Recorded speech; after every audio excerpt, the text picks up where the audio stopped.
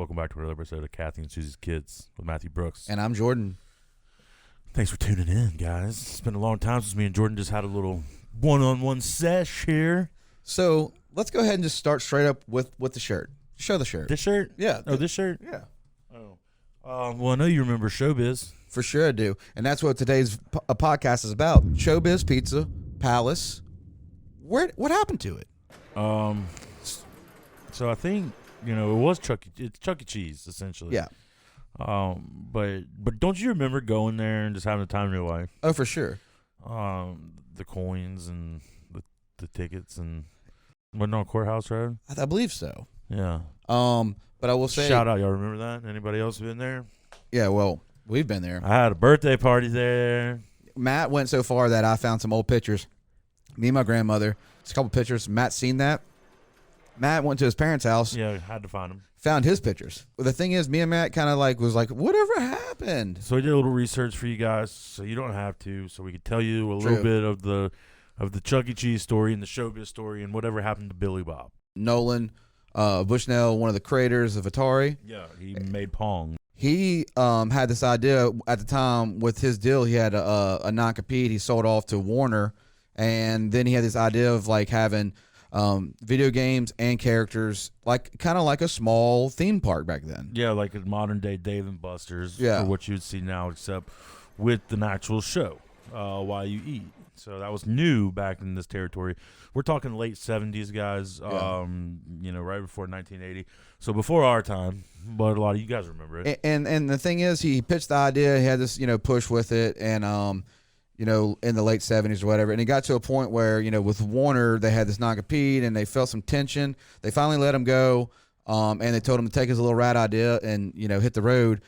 He ended up actually purchasing the rights from them, and he found a Holiday Inn, like a top franchisee. Mega investor. Guy that owned, over 50 Holiday Inn Expresses. For sure.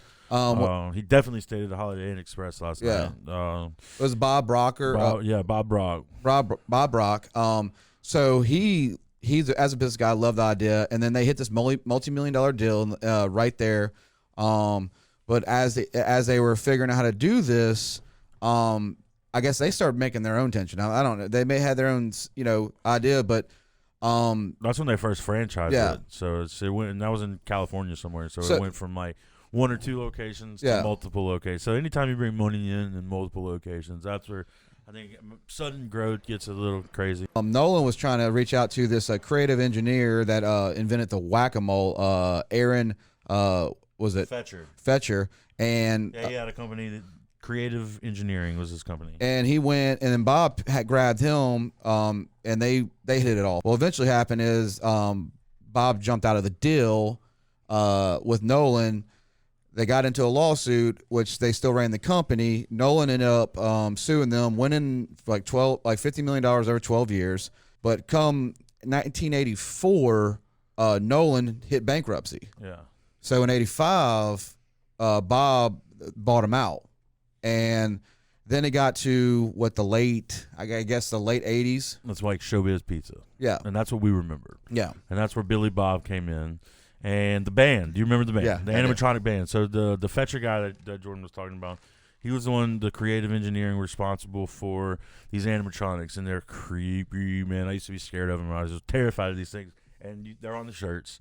I told Jordan when we made our shirts, I was like, you got to put the animatronics on there because it's nostalgic. everybody remembers it. Like the eyeballs move one way and the ears move, and apparently these things were interchangeable. But the band was the famous band that I remember, and it was called the Rock of Fire Explosion, and it existed of members such as Beach Bear and Ralphie DeWolf and Billy Bob, which is the one that we both remember. Me and you, Billy Bob was it was that was Chuck E. Cheese before. I think Billy Bob was their main focus. That's the one everybody remembers. I think you guys let us know. Billy Bob was. Leave some comments below. But Looney Bird, and then they had Mitzi Mozzarella and Fats Geronimo. I think that was the drummer. So anyway, these animatronics existed of this band. Aaron, built the band or whatever, but they wanted to go a different route or whatever, and ended up changing the skins and Making Chuck E. Cheese. Yeah, making Chuck E. Cheese, and then and what 1992 or whatever. Yeah, they did a phase out from 1990 to 1992. 1992, there was no more Showbiz pizzas. All Chuck E. Cheese. So that was, I mean, that's kind of devastating. That's a rundown of the story of Chuck E. Cheese. Yeah, they just like blend it. But funny though, the whole country thing, because there's gonna be some come April 14th to the 15th Crawfish Festival. We're gonna have some country acts. Yeah, and I think we got the inside scoop on some stuff. And we might be dropping some the acts.